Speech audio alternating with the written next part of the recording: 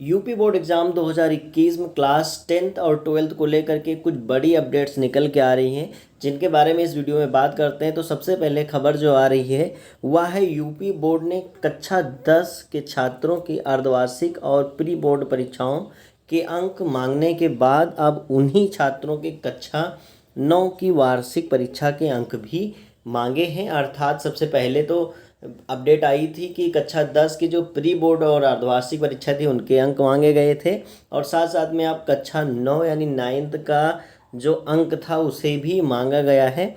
स्कूलों को निर्देश दिया गया है कि वह 24 मई शाम तक कक्षा 9 के भी अंक अपलोड कर दें।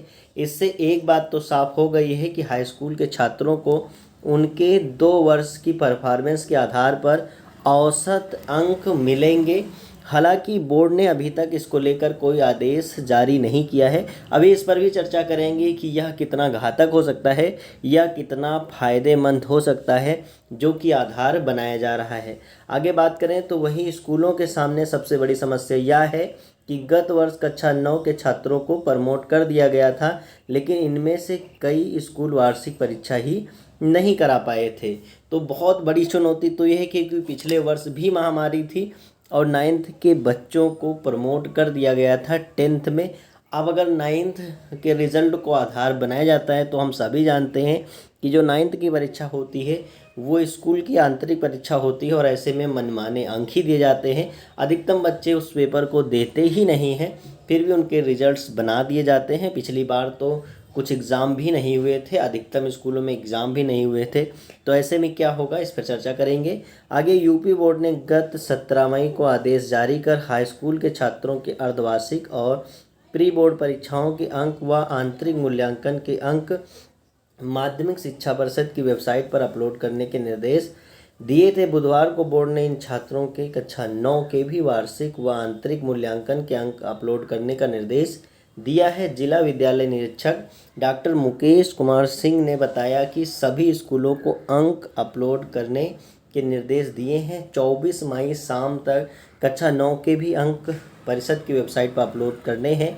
इस आदेश के बाद शिक्षकों की माने तो छात्रों को कक्षा 10 के छात्रों को 2 साल की परीक्षा की परफॉर्मेंस के आधार पर औसतन यानी एवरेज अंक दिए जाएंगे। 70 अंक की परीक्षा होती है और 30 अंक का आंतरिक मूल्यांकन होता है, उसी के आधार पर औसतन अंक भी दिए जाएंगे। इस आदेश के बाद स्कूलों के सामने एक समस्या खड़ी हो रही है, क्योंकि पिछले वर्ष कक्षा 9 के छात्रों को प्रमोट कर दिया गया था, लेकिन कई स्कूल ऐसे थे जो वार्षिक परीक्षा नहीं करा पाए थे। स्कूलों के अनुसार ऐसे उनके पास जो छात्रों का अंक ही नहीं है। वहीं शिक्षकों ने बताया कि पहली बार बोर्ड की व्यवस्था है या स्कूलों के पास कक्षा 9 के अंकों का भी रिकॉर्ड जल्दी से उपलब्ध नहीं होगा।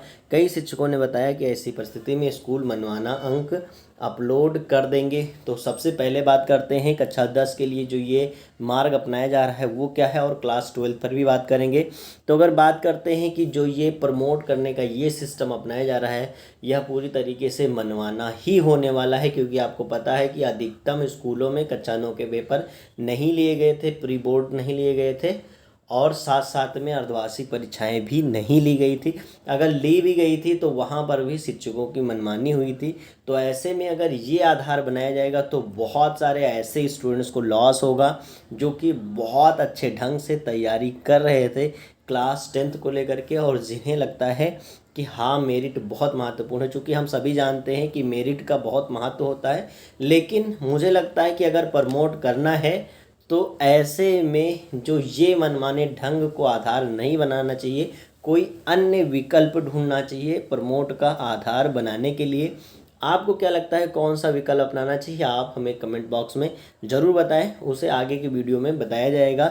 और आगे बात करते हैं क्लास 12 की। क्लास 12 के स्टूडेंट्स भी यह मांग कर रहे हैं कि अगर कक्षा 10 के स्टूडेंट्स को प्रमोट किया जा रहा है तो क्लास 12 के स्टूडेंट्स को प्रमोट क्यों ना किया जाए, क्योंकि उनके अंदर भी जान है और उनकी जान भी कीमती है। ऐसे में अगर क्लास 10th को आप प्रमोट कर रहे हो और क्लास 12th को ऐसे महामारी में झोंक रहे हो तो वह भी सही नहीं होगा। और मुझे लगता है कि अगर सरकार को निर्णय लेना है तो दोनों कक्षाओं को समांतर या साथ साथ में लेकर के फिर निर्णय लेना चाहिए। ऐसा नहीं है कि एक को आप निरस्त ही कर देते हैं और दूसरे को ऐसे हालात में करवाते हैं।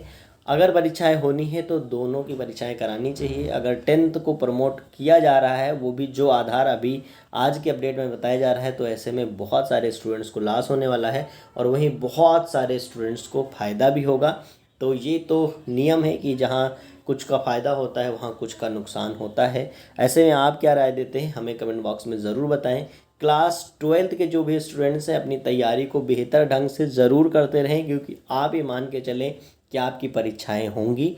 अगर आप इसके इतर कोई विचार रखते हैं कि क्लास 12th की भी परीक्षाएं नहीं होनी चाहिए, उन्हें भी प्रमोट करना चाहिए, तो उसको लेकर के आप आवाज़ उठाएं और आपकी आवाज़ को बुलंद किया जाएगा, जिससे कि आपकी जो सूचना है वह भी सरकार तक पहुंच सके। बाकी मिलते हैं नेक्स्ट अपडेट के साथ, जुड़े रहिए।